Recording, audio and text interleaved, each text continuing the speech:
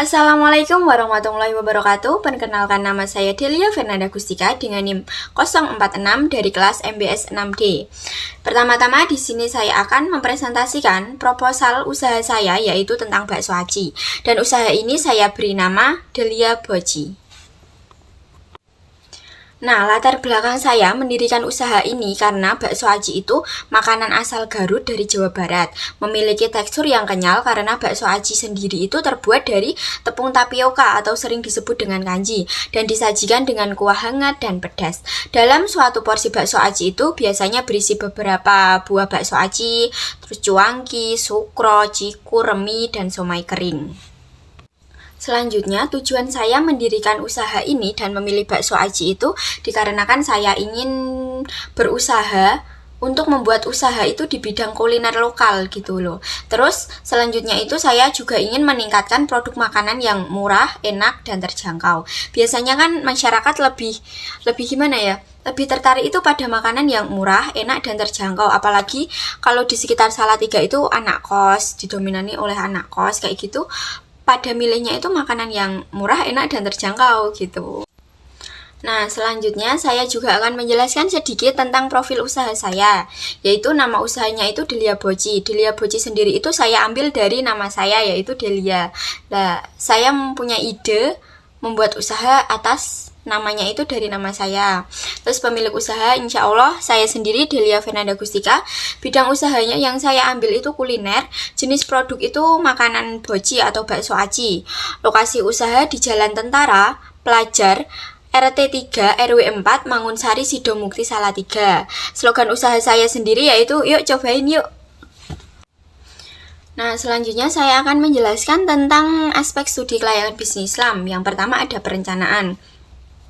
Perencanaan sendiri itu terdiri dari pencarian lokasi.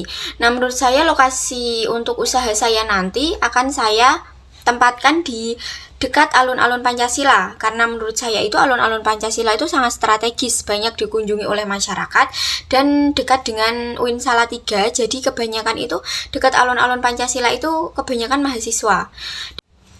Selanjutnya itu ada mengurus perizinan. Jadi di saat saya mau menempatkan usaha saya di dekat alun-alun Panci itu, jadi saya harus memiliki izin atas tempat yang akan saya tempati itu. Atau seumpamanya di depan toko. Jadi saya harus izin untuk mendirikan usaha di situ dengan pemilik toko yang akan saya tempati depannya itu. Selanjutnya ada pembangunan.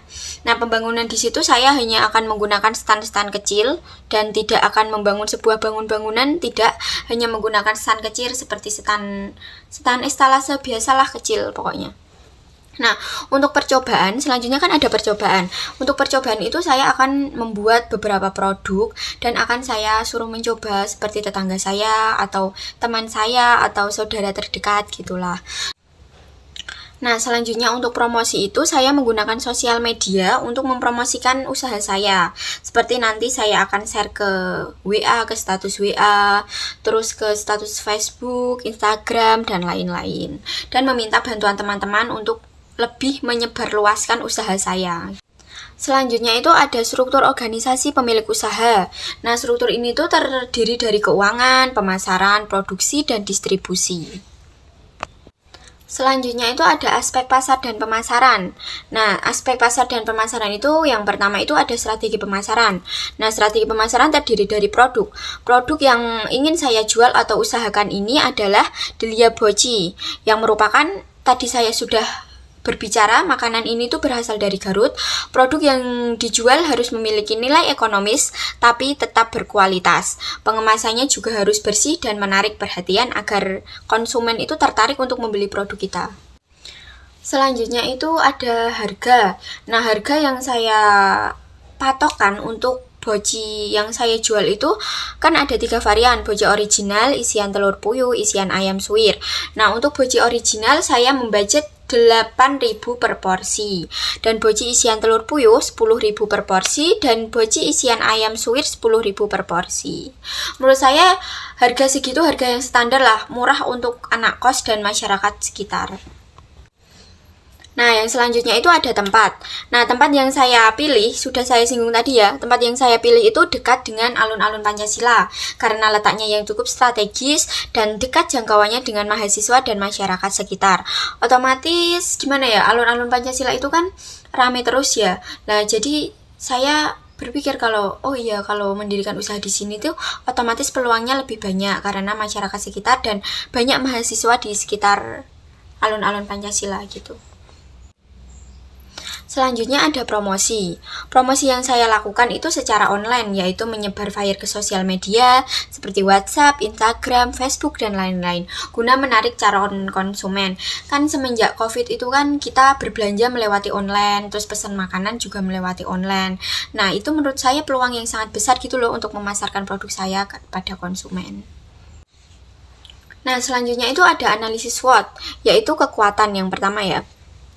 Dalam usaha ini, saya memiliki kekuatan antara lain rasa makanan familiar dengan lidah orang Indonesia, khususnya masyarakat Salatiga yang datang dari beberapa daerah.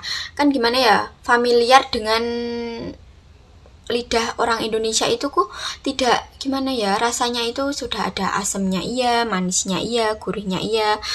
Pokoknya khas Indonesia, bukan khas yang luar gitu.